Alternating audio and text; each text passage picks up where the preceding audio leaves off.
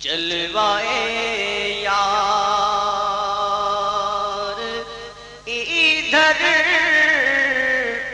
بھی کوئی ٹھہرا۔ للہ رب العالمین والصلاة والسلام علی سید المرسلین اما بعد فاعوذ باللہ من الشیطان الرجیم بسم اللہ الرحمن الرحیم الصلاة والسلام علیک یا رسول اللہ وعلی آلک واصحابک یا حبیب اللہ الصلاة والسلام علیک یا نبی اللہ وعلی آلک واصحابک یا نور اللہ۔ اللہ کے آخری نبی صلی اللہ علیہ وآلہ وسلم کا فرمان عظمت نشان ہے، جو شخص مجھ پر 100 مرتبہ درود پاک پڑھے گا، اللہ پاک اس کی دونوں آنکھوں کے درمیان لکھ دے گا، یہ شخص نفاق اور جہنم کی آگ سے آزاد ہے، اور اسے بروز قیامت شہداء کے ساتھ رکھے گا۔ صلو علی الحبیب صلی اللہ علی محمد۔ ایک مرتبہ امیر المومنین حضرت سیدنا عمر فاروق اعظم رضی اللہ تعالی عنہ نے حضرت سیدنا کعب الاحبار رضی اللہ تعالی عنہ سے ارشاد فرمایا، اے کعب، ہمیں ڈر والی کچھ باتیں تو سناؤ۔ انہوں نے عرض کی، امیر المومنین، اگر آپ قیامت کے روز 70 انبیاء کرام کے عمل لے کر بھی آئیں گے تو قیامت کے احوال کو دیکھ کر انہیں حقیر جاننے لگیں گے۔ اس پر امیر المومنین کچھ دیر کے لیے سر جھکا کر خاموش بیٹھے، پھر ارشاد فرمائے، کعب، مزید کچھ سنائیے۔ عرض کی، امیر المومنین، اگر جہنم میں بیل کے ناک جتنا حصہ مشرق میں کھول دیا جائے تو مغرب میں موجود شخص کا دماغ اس کی گرمی کی وجہ سے ابل کر بہہ جائے۔ اس پر امیر المومنین نے کچھ دیر کے لیے سر جھکا لیا، پھر جب فرق ہوا تو ارشاد فرمایا، اے کعب، اور سنائیے۔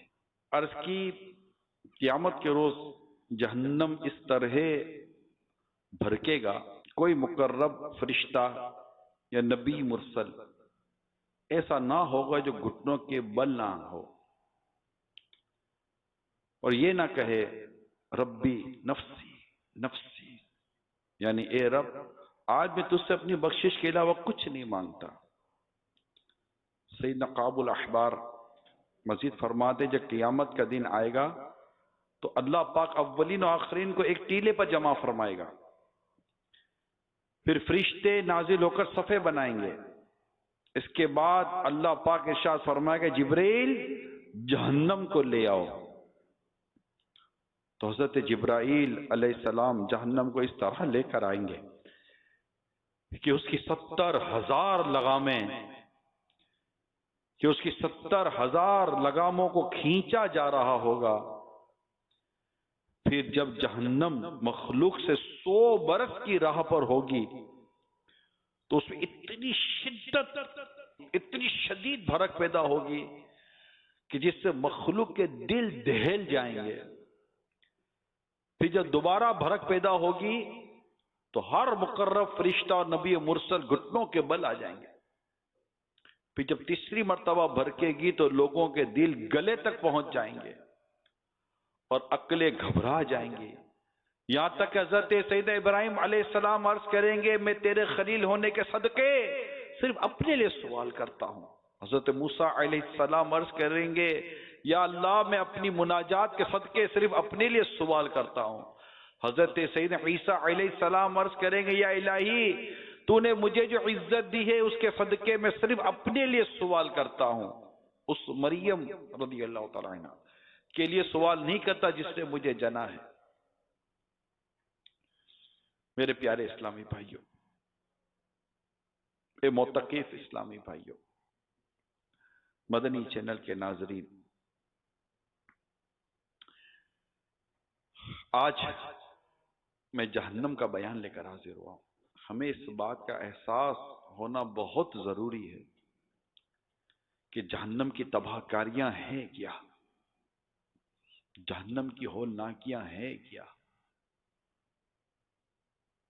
اللہ نہ کرے ایمان برباد ہو گیا تو کیا بنے گا؟ گناہ گاروں کو، اللہ کے نافرمانوں کو جہنم میں جو جھونکا جائے گا تو ان کا حال کیا ہوگا؟ جہنم ہے کیا چیز؟ جہنم کا عذاب کیا ہے؟ جب یہ ہمیں پتہ چلتا ہے تو ہمارے رونگٹے کھڑے ہو جاتے ہیں۔ اللہ تعالیٰ سے ہم اس کی پناہ مانگتے ہیں، ہم دعا کرتے ہیں اللہم اجرنی من النار۔ اس کیفیت کے بارے میں سوچئے جب قیامت کا دن ہوگا، سورج اس وقت 4000 برس کے راہ پر ہے اور اس طرف اس کی پیٹھ ہے۔ قیامت کے دن سورج صرف 1.25 میل پر ہوگا، اس وقت کی کیا کیفیت ہوگی؟ مسلم شریف کی حدیث کا یہ حوالہ ہے کہ ہمارے آقا صلی اللہ علیہ وسلم ہمیں سکھانے کے لیے، ہماری تعلیم کے لیے کثرت کے ساتھ جہنم کے عذاب سے پناہ مانگتے تھے۔ یاد رکھیے دنیا کی آگ یہ جہنم کی آگ کے 70 جزوں میں سے ایک جز ہے، وہ 70 گنا زیادہ ہے۔ آج اس دنیا کی آگ میں کون ہاتھ ڈال سکتا ہے؟ نہیں، ہم سے چولہا نہیں جلتا۔ سگریٹ کی چنگاری سے ہم ڈر جاتے ہیں،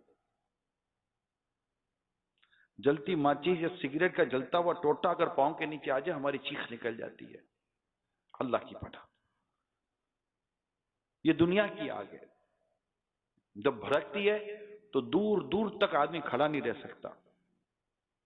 بندہ تصور کرے، ہم نے کبھی کبھی ویڈیوز دیکھی ہیں مدنی چینل پر، ہم پروگرام کرتے تھے، لاوا پھٹتا ہے جو پہاڑوں سے، اف، آگ نکلتی ہے پہاڑوں میں سے، اور اس آگ میں دور دور تک کوئی نہیں کھڑا رہ سکتا، اونچا تک کوئی چیز نہیں آ سکتی، اتنی تپش، اتنی ہیٹ ہوتی ہے اس آگ کے اندر۔ روایت میں آتا ہے جہنم کی آگ کے 70 جزوں میں سے ایک جز ہے یہ دنیا کی آگ۔ جہنم کی 1000 برس تک دھمکائی کی گئی، مطلب اس کو دھکایا گیا، یہاں تک کہ وہ سرخ ہو گئی، پھر 1000 برس اور یہاں تک کہ سفید ہو گئی، پھر 1000 برس اور یہاں تک کہ سیاہ ہو گئی، اب وہ نیلی سیاہ ہے، کالی ہے جہنم کی آگ۔ حضرت سیدنا جبرائیل علیہ السلام نے پیارے آقا صلی اللہ علیہ وسلم کی بارگاہ میں قسم کے ساتھ عرض کی، اگر جہنم سے سوئی کے ناکے کے برابر، جہنم سوئی کے ناکے کے برابر کھول دیا جائے تو تمام زمین والے سب کے سب اس کی گرمی سے مر جائیں۔ قسم کھا کر کہا اگر جہنم کو کوئی داروغہ محافظ اہل دنیا پر ظاہر ہو تو زمین کے رہنے والے کل کے کل اس کی ہیبت سے مر جائیں۔ اور باقسم بیان کیا، یعنی قسم کے ساتھ بیان کیا کہ اگر جہنمیوں کی زنجیر کی ایک کڑی دنیا کے پہاڑوں پر رکھ دی جائے تو کانپنے لگیں اور انہیں قرار نہ ہو، یہاں تک کہ نیچے کی زمین تک دھنس جائیں۔ یہ دنیا کی آگ جس کی گرمی اور تیزی سے کون واقف نہیں کہ بعض موسم میں تو اس کے قریب جانا انتہائی دشوار ہو جاتا ہے۔ اللہ ہمیں جہنم کی آگ سے پناہ دے۔ جہنم کی آگ کا عالم کیا ہوگا؟ اللہ جانے کہ دوزخ کی گہرائی کس قدر ہوگی۔ حدیث پاک میں ہے اگر پتھر کی چٹان جہنم کے کنارے سے اس میں پھینکی جائے 70 برس میں تہ تک پہنچے گی۔ کون جانے اس کی گہرائی؟ اگر انسان کے سر کے برابر سیسے کا گولا آسمان سے زمین پر پھینکا جائے تو رات آنے سے پہلے زمین تک پہنچ جائے گا، حالانکہ یہ 500 برس کی راہ ہے۔ انسان کے سر کے برابر ایک سیسے کا گولا اگر آسمان سے پھینکا جائے تو رات ہونے سے تک یہ زمین تک پہنچ جائے گا۔ اور جہنم کی گہرائی کہ اگر جہنم کے کنارے سے پتھر کی چٹان پھینکی جائے تو 70 برس میں جہنم کی تہ میں وہ پہنچے گی۔ جہنم میں لوہے کے ایسے بھاری گرزوں سے فرشتے ماریں گے کہ اگر ایک گرز زمین پر رکھ دیا جائے تو تمام جین و انس جمع ہو کر اس کو اٹھا نہیں سکتے. جہنمیوں کے بدن سے جو پیپ بہے گی وہ پلائی جائے گی. خاردات تو ہر ایک قسم کے کانٹے دار زہریلا درخت جس میں سے دودھ نکلتا ہے کھانے کو دیا جائے گا.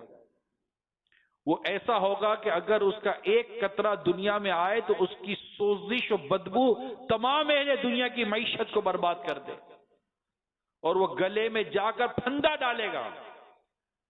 اس کے اتارنے کے لیے جب پانی مانگیں گے تو ان کو کھولتا ہوا پانی دیا جائے گا.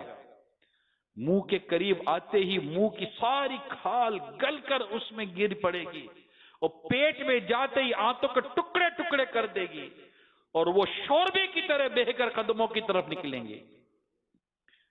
پیاس اس بلا کی ہوگی کہ اس پانی پر ایسے گریں گے جیسے انتہائی شدید پیاس کے مارے اونٹ ہوں جس کو سب سے کم درجے کا عذاب دیا جائے گا.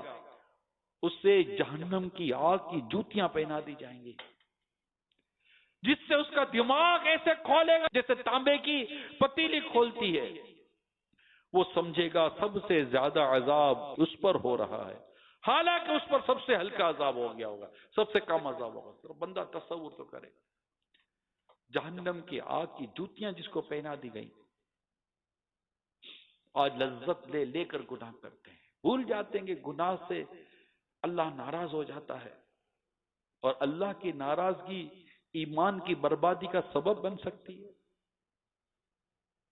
ارے دنیا کی ایسی کون سی گناہ کی لذت ہے جس کا مقابلہ بندہ جہنم کی تکلیف سے کر سکتا ہے؟ ناممکن ہے, ناممکن ہے, محال ہے. جہنم کا عذاب کو ہلکا جو جانے گا وہ کافر ہو جاتا ہے. جبریل امین علیہ السلام روتے ہیں, نبی پاک صلی اللہ علیہ وسلم روتے ہیں. یہ وہ بیان ہے پیارے اسلام بھائیوں.